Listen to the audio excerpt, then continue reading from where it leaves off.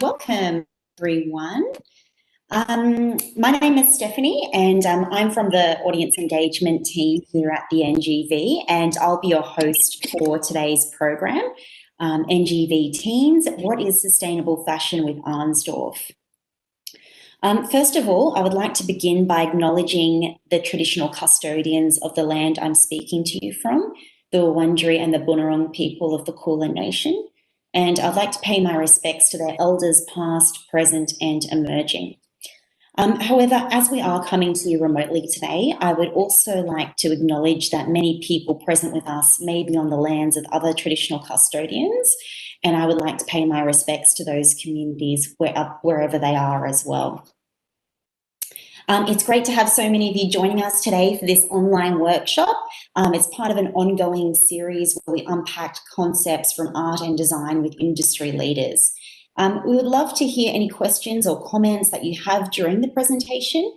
Please use the chat function, which my colleague Kayla will be monitoring, so you may hear from her as well. So please just feel free to enter a question in the chat as you think of it. We'll be addressing questions throughout the workshop. So I would now like to introduce our speaker for today, Melbourne fashion designer Jade Sarita Arnott from Arnsdorf. Hi Jade, how are you going? Hi Stephanie, how are you? Yeah, I'm really well, thank you. All right, I'm just going to put your PowerPoint up for everyone to see. So just bear with me, everyone. Should be able to see it now. There we go. Over to you, Jade. Great, thanks Stephanie. So I'd also just like to start off with an acknowledgement. I'd like to acknowledge the Wurundjeri Wurrung people of the Kulin Nation. We're grateful to be living and working on this land that has been cared for tens of thousands of years by Indigenous people. We give our respect to their elders, past, present, and emerging. In Aboriginal culture, they recognise 6 seasons, and we're currently in the Balambar, which is the season of butterflies, which happens in early summer, mid-November to late January. This season, we celebrate warmth, butterflies, and wetland plants. With the onset of the summer heat, the land dries and the weather stabilises. We have a lot to learn from Indigenous culture when it comes to sustainability and managing the environment. And I'd also... sorry, continue. And I'd just like to welcome everyone. Thanks for being here with us today. It's great to have everyone online watching the live stream, and also welcome to everyone who's watching this at a later date on replay. It's wonderful to have you here. That's right. Thanks everyone for being with us today. And that's a great reminder, Jade. So everyone, this session will be available on demand after we finish the program today. So please feel free to come back and watch again. We'll be starting off the program hearing from Jade, and then we'll be launching into a bit of a making activity. So it's up to you if you'd like to make along with Jade today, or otherwise you can watch and come back to it later by watching the video again. So Jade, do you want to begin by telling us a little bit about yourself and about Arnsdorf? Sure. I'll give you a little bit of a background on Arnsdorf for those of you who may not have heard of us or would like to hear more. So Arnsdorf is a modern women's wear brand based on a foundation of transparency, ethical manufacturing and sustainability. Our garments are designed, cut, sewn and finished in our own in-house atelier in Collingwood in Melbourne, in Australia. We have an Ethical Clothing Australia accreditation, and we're also a B-Corporation, which is an internationally recognised certification for businesses that have a positive impact on people and the planet. And for those who are not familiar with these names, Ethical Clothing Australia, or ECA accreditation, is a voluntary program designed to help businesses that are manufacturing their textiles, clothing and footwear in Australia navigate their legal obligations. So the accreditation process involves being audited and supplying all financial details of wages and conditions, and involves quite a lot of paperwork. Certified B corporations are businesses that meet the highest standards of verified social and environmental performance, public transparency and legal accountability to balance profit and purpose. B-Corps are accelerating a global culture shift to redefine success in business and build a more inclusive and sustainable economy. And Jade, but I know that this wasn't always Arnsdorf's journey. So do you want to give us a little bit of a foundation of where you started and I guess then where you are today? Sure. So I started Arnsdorf in 2006 after graduating from a Bachelor of Fashion Design at RMIT University. At RMIT, I studied sustainability as an elective, so I was familiar with these ideas and principles of sustainability when I started the label originally. So I incorporated things like organic fabrics and had ideas like longevity of the designs in mind. I began in the way that most young designers did at the time, by wholesaling to boutiques and outsourcing the production manufacturing to other factories. And then in 2009, I relocated to New York and operated Arnsdorf from there. So at that time, we were manufacturing the garments mainly in New York, but also a little bit in Australia and China. And then I sort of felt, as the label grew, I was increasingly concerned about the level of waste that I saw in the fashion industry, and just the lack of transparency around supply chains and garment worker conditions. So I decided to take a break from the industry, but I returned to Australia in 2015 and I began working on a new vision for the way that Arnsdorf could operate. And so this is kind of a little bit of a snapshot of how the atelier looks today. Yes. So, yeah, as I mentioned, everything is made here in Collingwood. So I suppose it's quite unique. Most brands don't have their own factory or atelier. They outsource to other sister factories. You know, they might have a design studio, but then they'll send it out. So I guess our brand is quite unique in that way. And we sort of take a multifaceted approach to sustainability, starting with sourcing raw materials that have the lowest impact on the environment, are regenerative or circular, and this includes fabrics, trims, and packaging. So the Arnsdorf is design-led, and we make our collection in-house, which ensures our garment workers are respected and paid properly. Making in-house also cuts down on the carbon footprint of transporting goods from overseas and domestic factories. We're also able to collect fabric offcuts for recycling. We also are able to make in small batches, so we don't have excess stock, which is a great thing as well. Sometimes if you're manufacturing at an overseas large factory, you may need to do, you know, a minimum of 100 units of each item. But the way that we operate, we're able to cut a small batch of something, so we can cut it in really small quantities, put it into our store, see how it performs, see if it's something that resonates with our clients and customers, and then we'll go back and we'll recut those. Right, if you need more stock.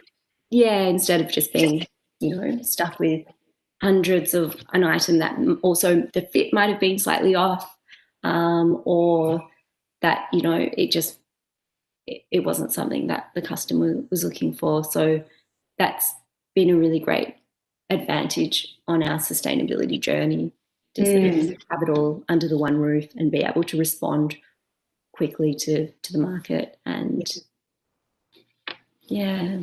And you mentioned just before about recycling offcuts. How does that happen? So at the moment, we are sort of stockpiling all the offcuts that we cut from the garments, and we donate it to arts organisations. So we have an arts therapist that we work with, and we give her our offcuts, and they're used within group works to make artworks. We're also looking at recycling plants. At the moment, in Australia, we're quite limited with our ability to turn the offcuts into fibres that can then be used in new garments. So most of that is done overseas at the moment. But we're looking for, other people we can partner with. That's sort of the end goal, is to make new fabrics from the old fabrics. Yeah, and I guess for some of our audience members today who may be interested in fashion and sustainability, and they're looking at perhaps starting their careers or furthering their careers, what are some ways that they can get in touch with other people who are interested in sustainability, or even those organisations who, like you said, are trying to use excess materials and things like that in different ways? I suppose, you could reach out to brands directly and see if they have offcuts. If you're looking for like a home sewing project, a lot of times brands might have, small leftover fabrics from their rolls of fabric, or, if it's a small craft project, they probably have, a bag of offcuts that you could just contact us directly. Yeah, if you're interested. We have partnered with a wonderful student from RMIT that did a project actually with our offcuts. So she made a collection, pieced together, small pieces into patchwork garments, did some other amazing decorative techniques with weaving and things like this. So upcycling is definitely something that is resonating with people at the moment, and there's a real desire for it. In the past it might have been done in a little bit of a less fashion way, and more of a, I suppose, a craft homemade-y way. But I think now there's artists and designers that are coming in, and upcycling is their career, and so they're doing it in a really contemporary, design way that is elevating the practice to be something that's really desirable. So it's great. Absolutely. And everyone, I'm not sure if you've had a chance to come down to NGV International and experience your triennial, but if you do come, or also there's virtual tours online, you can experience some of those concepts that Jade is talking about. Designers who are working with different kinds of contemporary materials and upcycling them, making them into something else, making PPE wear from botanicals. So jump onto the website and have a look, and you can explore some more of those ideas as well if you come into the gallery and look through the triennial. All right, we'll keep moving on. So yeah, I thought I would just touch on a few of the sustainability attributes. Some of you may already be familiar with these, but for those who are new to this subject matter, I thought it would be important to touch on it. So when we look at fabrics and trims, it's really important, if you're coming to it from a sustainability point of view, to look at every raw material that you're using.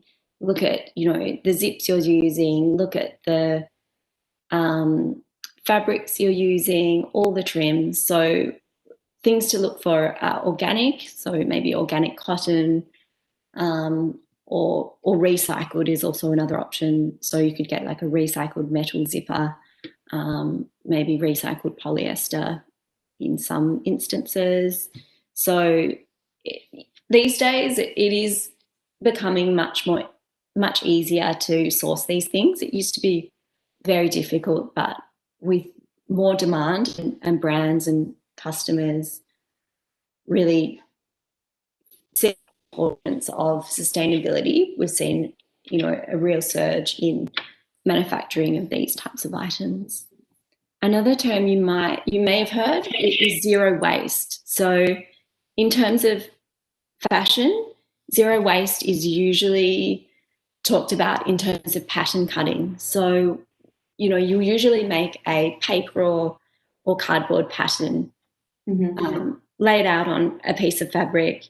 You'll cut that out and you'll sew it up. So zero waste pattern cutting is when you use that entire length of fabric. So you create the pattern in such a way that you cut and fold in a way that creates a three-dimensional shape without having to cut away any of the excess fabric. So it's quite a niche way of doing it, but it's something that, is really good to consider when you're thinking about patterns or trying to utilize as much of the cloth as you can.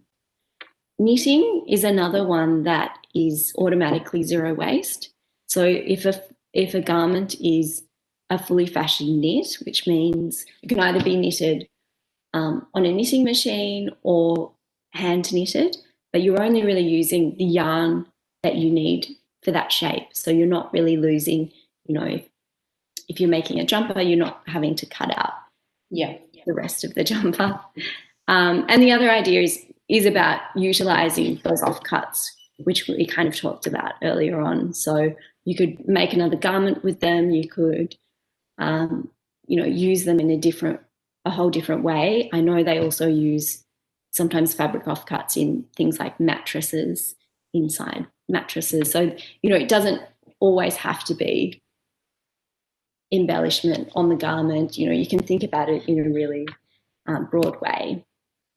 And then the other thing to consider is all the other bits and pieces that make up a business. So, no matter if it's a fashion business or other businesses, there's still like business operations that happen that need to be thought of in a sustainable manner as well. So things like packaging, what materials are you making your packaging out of, what inks are you printing with, energy, what energy provider are you using, have you got solar energy, or are you using an energy provider that has sustainability attributes themselves.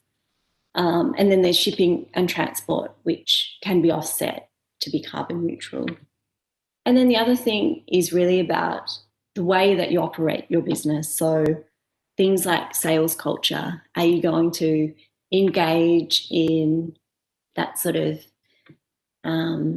marking down stuff to get people to buy things that they don't really need, or are you going to approach it in a more considered way? And then the other term, which is really important within sustainability in conversations, is circularity. So circularity can involve regenerative processes. And I've got a really great quote, Steph, on the next slide here, which says, "A circular economy is based on the principles of designing out waste and pollution, keeping products and materials in use, and regenerating natural systems." So that's by Ellen MacArthur. And I'd encourage you all to visit the Ellen MacArthur Foundation website.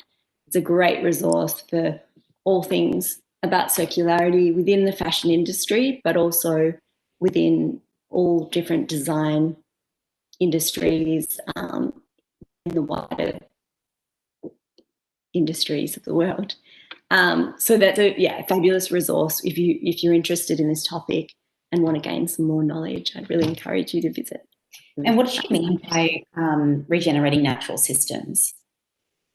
So there's a lot of different approaches. So a circular economy, or a circular way of manufacturing something is you will take resources to make that product. Mm-hmm. You will use that product, you will repair that product, or ultimately the materials from that product will go back into creating a new product of that. So it might go back into a recycling system, be melted down, then the same resources are used again and again. So it's kind of like a circle instead of the old model, which was take, make, discard. So this is really about, being very mindful of all the resources that you're using and trying to get as much usage out of those as you can. or there's other ways also in terms of regenerative agriculture, which is really a way of growing crops the way that they used to be grown. So, you know, back in the old days, we would grow cotton alongside fruit or vegetables. You know, there would be animals that would walk through the fields and you know, stomp on things and fertilize the plants, and there was this kind of natural ecosystem that would be regenerative and to the soil. So it's really about the health of the soil determines the health of the earth. So at the moment, we've kind of, you know, we're wanting to produce more and more yields of different crops. So we've you know, been over the decades cutting down rainforests, planting one single crop, trying to get as much yield out of that crop as we can. But then after a while, the earth degrades and loses all its nutrients because it doesn't have, you know, the other plants, leaves or fruit falling on the ground to give that nutrients. It's just, it's not a natural way of the ecosystem. So the earth just uses up all its nutrients and resources and gets to a point where they can no longer farm on that land, and they'll just move off to another more fertile ground and start again. So we're really trying to move away from that way and let nature, you know, do its thing, and to find ways that we can operate as businesses and improve the health of the soil and the planet while doing that, instead of just taking, you know, giving back and making it fertile again. So what are some of the ways that Arnsdorf employs these concepts? Sure. So at Arnsdorf, to begin with, we encourage a conscious consumption of our garments. So the way that we do this is that we have a permanent collection as well as seasonal limited edition collections that sell out. And we never go on sale or mark things down. So the reason for that is we're trying to encourage people to buy the things that they want, not just be tempted to buy something because, you know, it's half price and it might not be the right fit or the right color that I was after, and then, you know, and it ultimately is discarded or ends up in someone's wardrobe. We want people to really be mindful about the purchases that they make. And we sort of see the current sales culture, which was something that, you know, when I put the brand on hold, I felt was really frustrating. You know, you make this collection, it would go into store, it would be used of, you know, beautiful materials, and had, you know, you have to grow each fiber to make that. The machinist's craftsmanship, all of that is in this value of this product. It would sit on the shop floor, and then within 3 months, it would be deemed as, it would be devalued, and it would be like last season's, you know, it's no longer worthy, or it's no longer has that value that it initially had. So I wanted to encourage a way of consuming fashion that was more, I suppose, in line with other design industries. So, you know, I was looking at things like furniture design or industrial design, where there's, you know, a classic piece that is designed and it is produced continually, and people like seek out that design, that chair. You know, it might be like 10 years old, or it might be 80 years old, but it's a design classic, and it wouldn't just be marked down the next season because it was created last year. So I really wanted, you know, for people to see value in clothing and to treat it with the same respect and the same connection that they would other design objects. So Yeah, that was partly the reason. Yeah, absolutely. And I kind of, I guess we're all aware of this sort of idea in the fashion industry that if you're wearing something from, say, the 2019 collection, then it's not fashionable anymore. So I like what you're saying that, there is no necessarily, I guess, 2021 collection. You have this permanent collection, and then you do also have that seasonal collection that you can add in. So if you have your pair of pants that you have saved up for, you really cherish these pair of pants, then you know that in 3 years' time, you can still get the top that will match with the pants, or the jacket that will match with the pants. Exactly. Is that the idea? Yeah, exactly. That's exactly right. And we still have the permanent collection, which tends to be more fashion forward directional pieces. So can experiment more with those pieces. We cut them in really small numbers, so they're quite desirable because they're this idea of limited edition, like an art piece, I suppose, like a limited edition print. It's one of, 20 or something. So, and that way we keep it tight and small because they're not pieces that aren't going to appeal to everyone. So, that might be a bright color, or it might be sort of more avant-garde shape. So, yeah, we found that to be a really good mix, that we can still create, these interesting pieces and create newness within the brand, but we're trying to create this new landscape of seeing fashion in a different way. So, absolutely. I guess, oh, sorry. I was just going to say, I guess that's the beauty with having with manufacturing onshore as well, that you can do that because exactly. the factory is close by. Yeah. Yeah, it makes it much easier. I guess I'll talk to you about, in terms of circularity, we offer complementary alterations on all our pieces, and also lifetime repairs to ensure that garments fit individual bodies perfectly and stay in high rotation in their wardrobe. So we found that to be quite a unique part of the brand as well. So when someone comes into our store, all the stylists that work in our store have been trained in dressmaking in terms of alterations. So they will pin a garment to you, take up hems, maybe take in a little bit around the waist to make sure it fits your individual body. So, everybody's body is a different shape.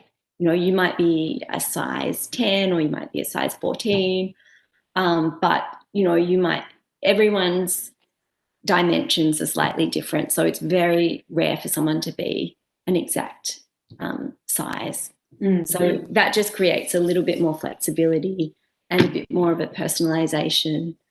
And it, with our ultimate goal is just to have these pieces that fit people perfectly and properly, that they'll want to wear, that will become their favorite pieces because they feel great in them, they're comfortable, and it'll create longevity in those garments. In terms of end of life, we accept garments back from customers for recycling as well. So, and in 2021, we plan to continue our journey with regenerative agriculture and circularity. And we're looking for technology partners that can allow us to deepen our practices even further. On our website, we're completely transparent on our website. That's another sort of, I suppose, unique thing about the brand, with all of our costing information, as well as our supply chain and the names of the people who make your clothes. And we really see transparency in educating people about what it takes to make a garment in a sustainable way as being a really important role in the hope to lead and inform a new generation of sustainable customers and bring about more transparency and change within the fashion industry.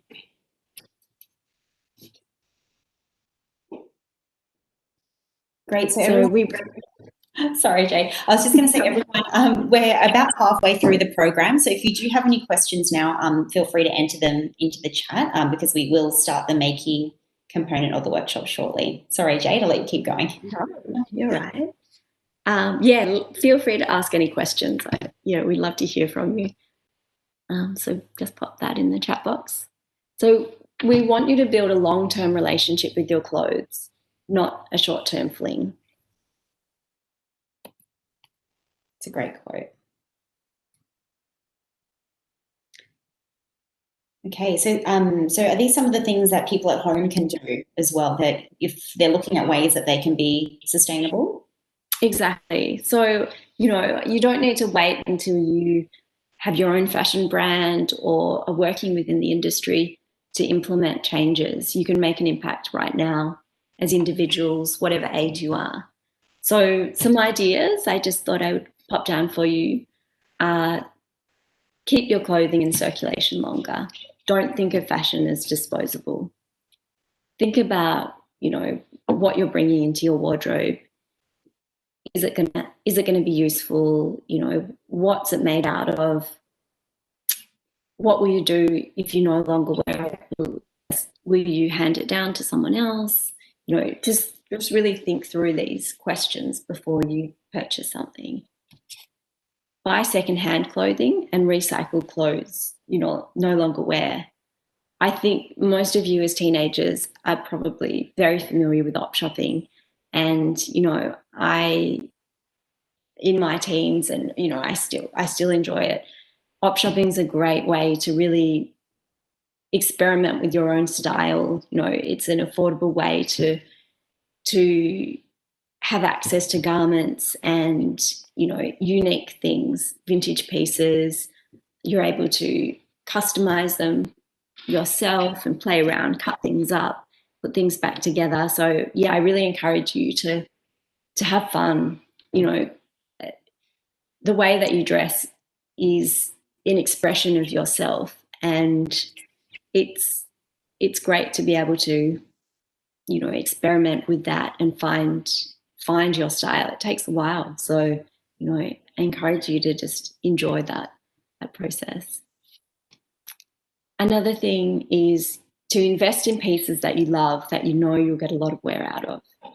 Look at labels. Opt for natural fibres like organic cotton, hemp and wool, and avoid polyester where you can, which takes a big toll on the environment. Sometimes you'll need to have some synthetic fibres in terms of stretch, active wear. It's quite difficult to get 100% natural fibre for those types of garments. So, swimwear, you can get recycled nylons and things like that. So they're also really good options. Repair and mend your garments that wear out. So it's kind of, goes without saying, but it's something that I think we've really lost in our generations. If you look back to your grandparents' days, if they got a small hole in something, they would mend it. They would, put a patch over jeans, and now people just buy a new pair. It's something. But if we can get back to mending things, whether you do that yourself or take it to a tailor, it's up to you. And then the other idea is what I touched on earlier, is to really tailor your garments to fit you properly. So take up the hem on your jeans or your pants so that you actually wear them and that they fit you well. They're not just going to be sitting around in your closet gathering dust and not in use. Another idea is to wash your clothes less often, which is less work and better for the environment. So use cold water or 30 degrees and under with a natural detergent.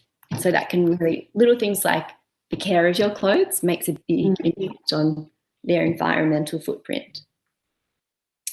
And then another idea is, once your clothes are too faded, you can actually re-dye them. So there's initiatives like Black Friday, which Arnsdorf actually partnered with during the last Black Friday sales period. And it's basically an initiative where you send in your faded garments to them. They have them dyed black for you at a small fee, and then they send them back to you almost like you get a brand new garment.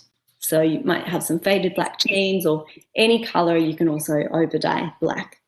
So that's a really, interesting way to approach longevity of clothing as well. Absolutely.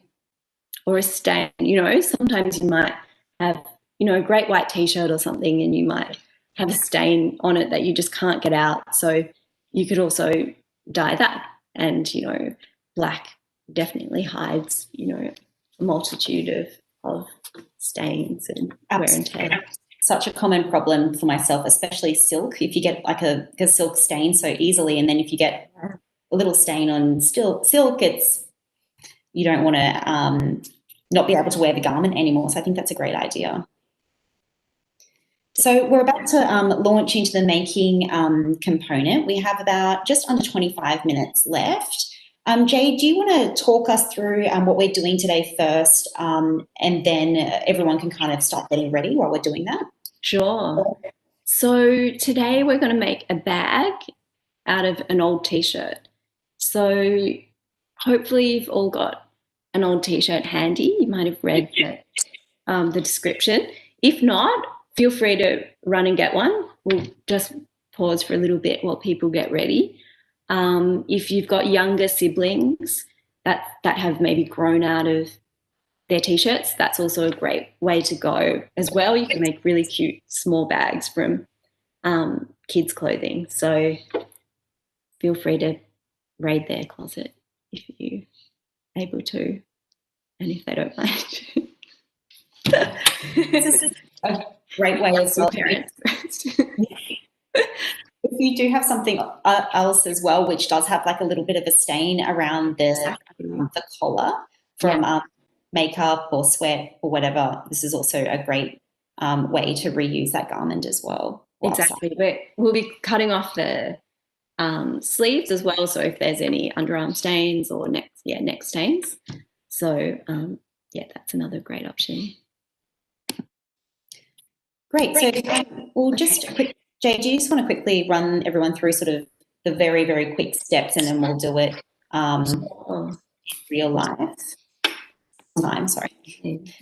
So this is a super simple way to upcycle something that you probably already have, a t-shirt, into a really simple tote bag. So we're basically going to start off with a t-shirt. All you need is a pair of scissors, and we're just going to cut the sleeves off, the neckline off. Then I'll show you how to tie it up at the bottom. We'll turn it inside out, and then we can play around with some embellishments on the handles or customize it your own way, or you can keep it in a really simple, the original format as well. So it's going to be, fun. I'm really excited to have you all enjoying making something, and also I'm really excited to see your outcomes. So if you want to, feel free to tag me on your finished product on Instagram, or send me a DM with your bag. I'd love to see what you come up with. Absolutely. So I'll let you get ready, Jade.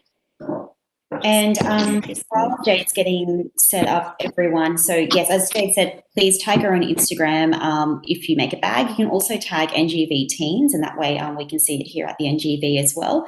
If you don't have Instagram, you can also send an email to the NGV, and Kayla will just put the link in the chat for everyone to see.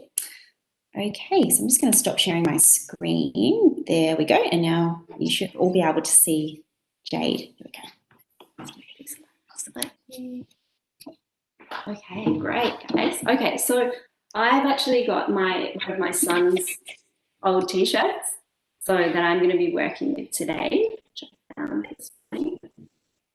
Getting a little bit small for him. So, so just have your t-shirt. It can be a polo shirt or a long sleeve t-shirt or a crew neck. Any t-shirt will work. So what I'll start with doing is just lay your garment out flat. I might just get my screen down slightly so you can see a little bit more easily. Yeah. So a really good way to have more symmetry in your garment when you're doing things like cutting is to fold it in half. So if you just start folding your t-shirt in half, long ways, I'll hold it up for everyone to see. So as if maybe you're folding washing or something, smooth it out. And then we'll start by cutting off the sleeves. So grab your scissors and you'll just sort of follow along. You'll see that there's kind of a seam line here with the sleeve. So I would just go a few centimeters further in on the t-shirt than that. And also just don't worry about making things perfect. We can always adjust them. So it's just about experimenting and playing. So it doesn't have to be perfect. So just grab your scissors and start cutting. And if you don't have fabric scissors and it's too difficult to cut through the fabric with double layers, feel free to just open it up again. And you could also, in that case, cut one side, show you that way, in case any of you are struggling to cut it through. And cut one side out first. There you go. And you can also fold it over again. So that kind of creates a bit of a template of where you'll cut so that it's symmetrical on both sides. So then cut out the other side.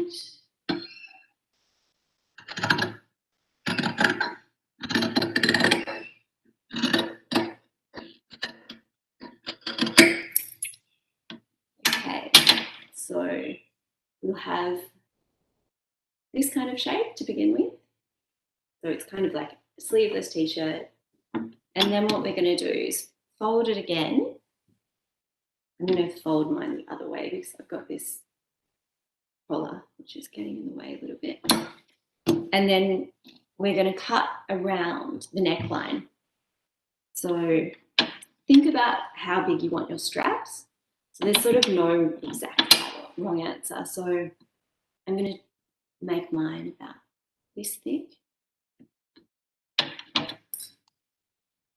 And you just cut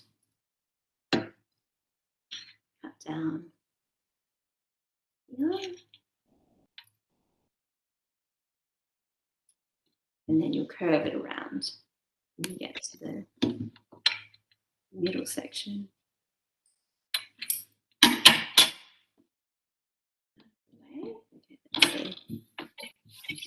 So you can always straighten things up if it's a little bit rough around the edges. You can just neaten up, trim off the pieces, or if you want to change the shape.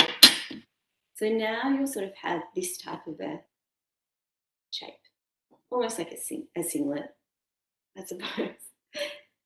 And now what you're going to do is you're going to cut the hem off. You'll probably find that you've got a hem, which is basically the bottom of the garment where it's been folded over and stitched down so that it doesn't fray. So that creates a little bit of bulk.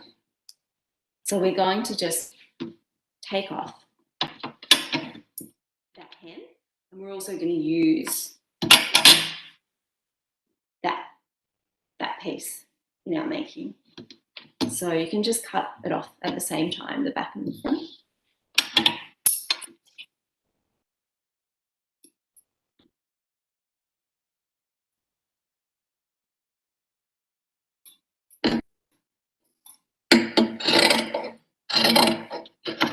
I wish I could see everyone making theirs at the same time. I have to just imagine it.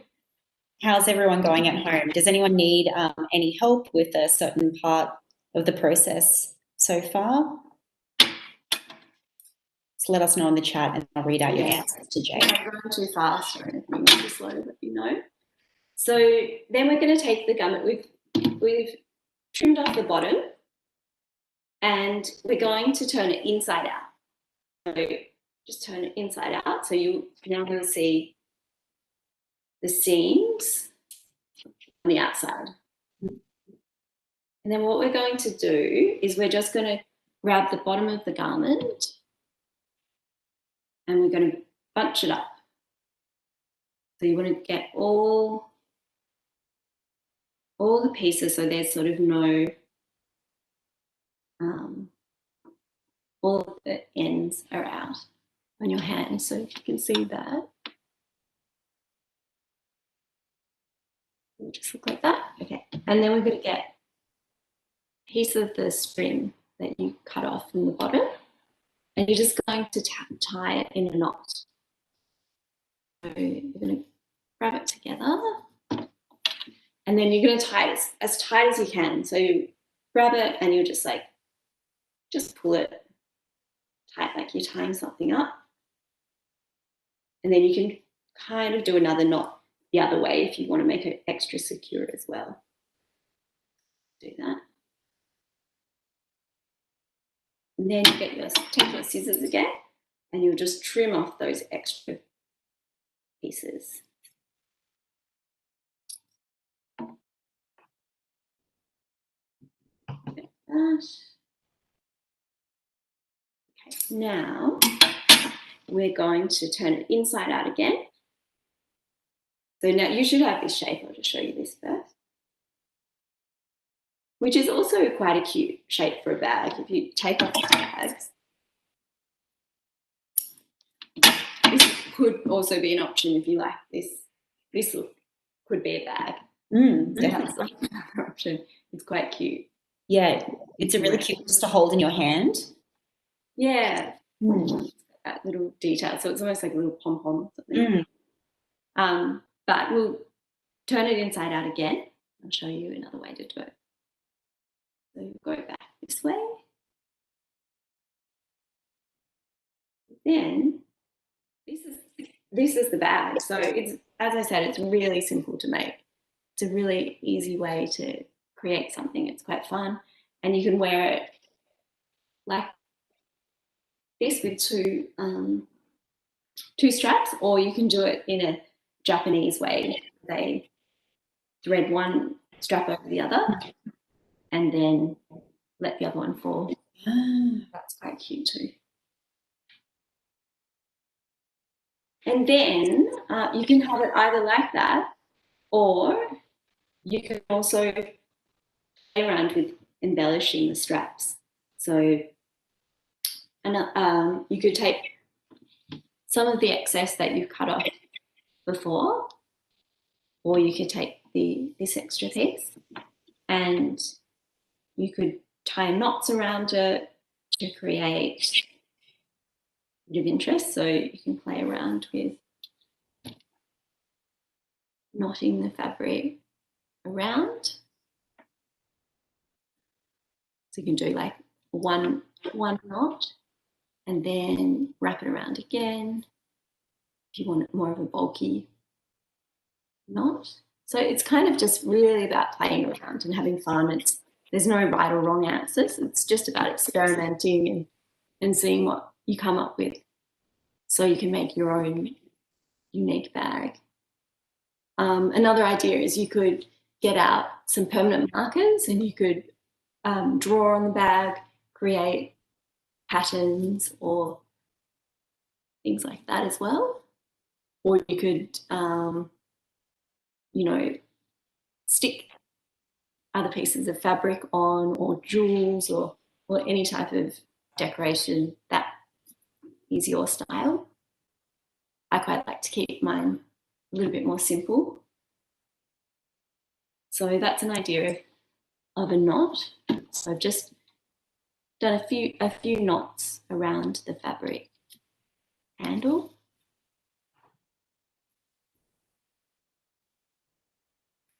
And then you could either leave it like that, which is like a little tie, or you could trim it again trim the edges so you've just got that knot shape.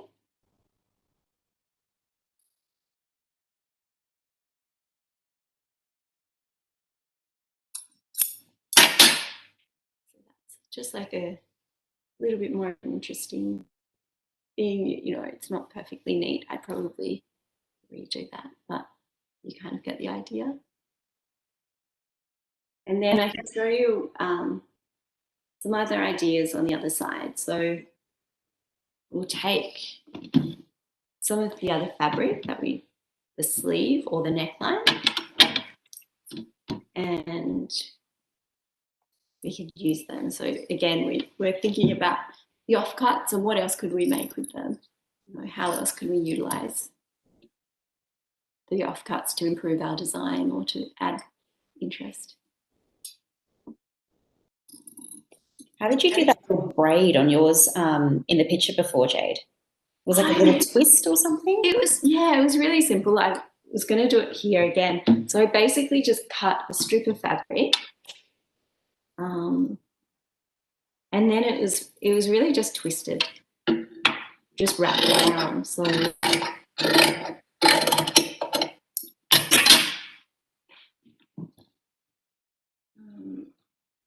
I think I just maybe started with a knot at the end. Mm-hmm. And then I basically just got this other piece and wrapped it around the strap. So just twisting it around. I mean, you could do like 2 pieces of fabric and you might have made like a friendship bracelet or something before, or an actual plait. That could also be an option. So you could kind of tie 2 pieces of fabric on and use this as the 3rd piece. But the way I've done it is just really simple, just twisting it around. You can see.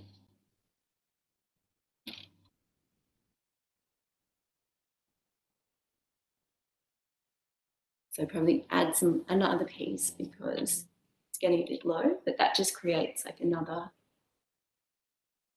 version of it. You could kind of keep going around, just taking another strip.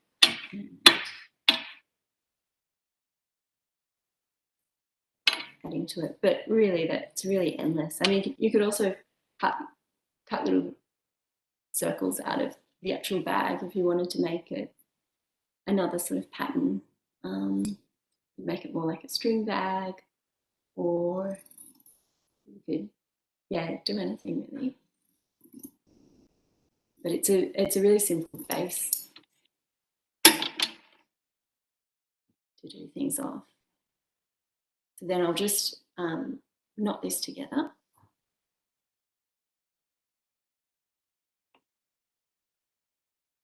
And what I like about this bag is you don't need a sewing machine or sewing needles. So it's you know, most people would have a t-shirt and a pair of scissors at home. It's not like you need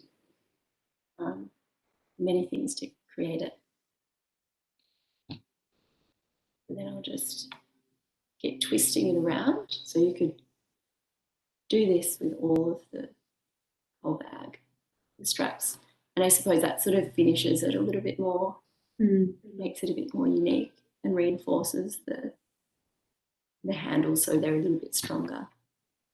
But they look nice, just in the original as well. This is just if you want to, you can play around with what else you can make with it.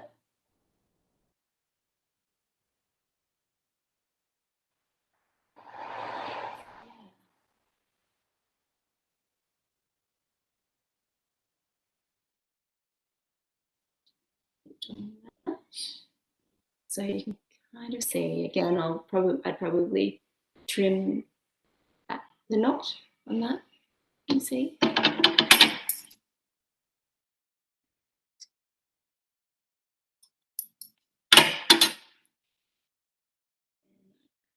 Add a little bit more, might get some from this strip. You could also do something interesting with the collar if you've got one, or the most t-shirts, crew neck will have like a rib collar, so you could take the rib and twist that around. Just anything you want to do. It's just about having fun. It's a nice activity actually to go into the afternoon with as well. Yeah. And then you could use it to do mine is quite small because it's from a child's t-shirt, but if you've got an adult or teenager size, it'll be a little bit bigger. You could use it for groceries or school books, just, an extra bag that you can take out. Or if you make it from fabric you really like, it might be more of a going out accessorizing bag. Yeah, just another one. It doesn't really matter if it's curved, you can still use it. So again, it's just you tie the ends together and just keep twisting it around.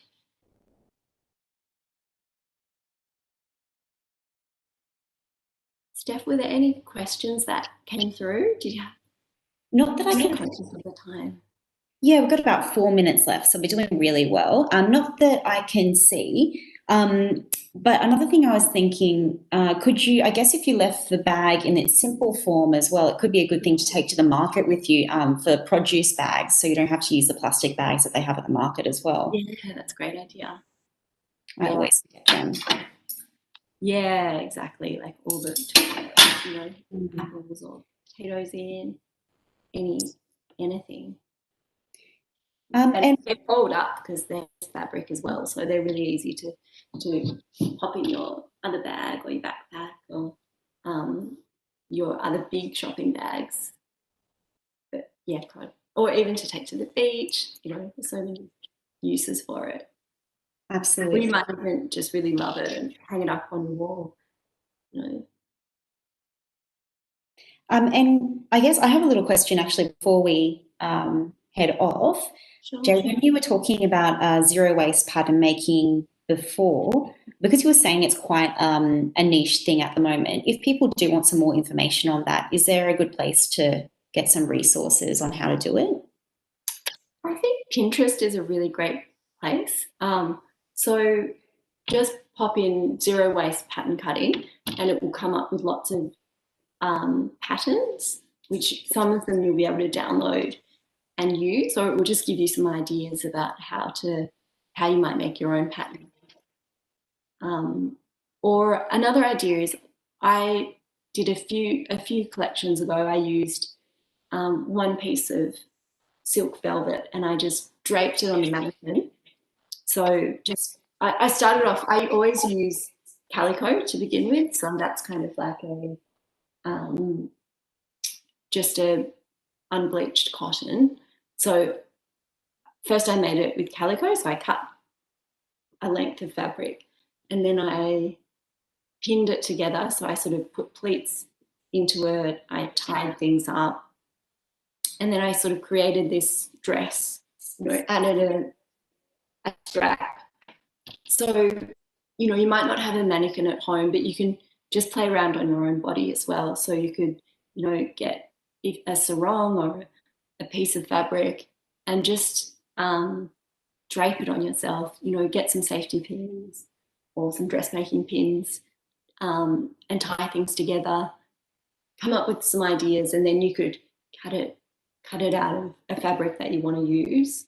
And you could even hand, so if you don't have a sewing machine, you could also just hand stitch, pleats or whatever together and create something. So yeah, it's kind of a good way to begin fashion design because it's quite approachable. You don't need to know, too much technical details about pattern making. You can just create something from something relatively simple. Just experiment. So a lot of ideas come from just, trying things, experimenting. Or you could also use I sometimes use like a half mannequin, which is like a small scale dummy, but you could also use a doll.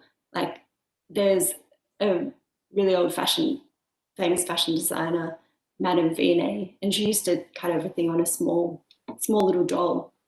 She'd create all her designs, these tiny little dresses, and then she would make the big ones.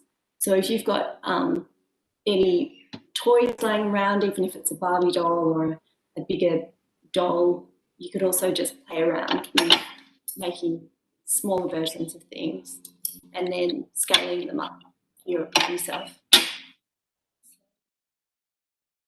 How's your bag looking? Let's have a look. Good. So this is kind of another strap idea. I've just done two. I mean, probably you could do one of each, or you might do both. So that's kind of like just a little. It's almost like a little weaving. So that's how the braid gets wrapped around. It's really simple. It's just like wrapping a ribbon around a stick or something like that. So they're very simple. Anyone can do it, and it's kind of interesting to have these knobbly little tie bits where you just needed to do that because the fabric wasn't long enough, but it actually adds a bit of interest to it as well. Absolutely. Well, we're out of time now, unfortunately. Thank you so much, Jade, for joining us and unpacking that complex topic of what is sustainability in the fashion industry. It's been great to hear your ideas and hear about Arnsdorf's journey as well. And thank you for showing us this technique. I think I found what I'm going to be doing this afternoon. Got some old band T-shirts, I think. I'm not so interested in those bands anymore, so I think they might become some bags. Exactly. You can have it either inside out if you don't want to show the picture, or the picture could create an interesting thing as well. Yeah, thank you so much, Stephanie. Thanks, NGV, for having me. And thanks, everyone, for joining. It's been such an honour to be with you all today. And I wish you every success in your sustainable fashion journey and repurposing journey. Great. Thanks, Jade. And thank you, everyone. Bye. Bye. Thank you.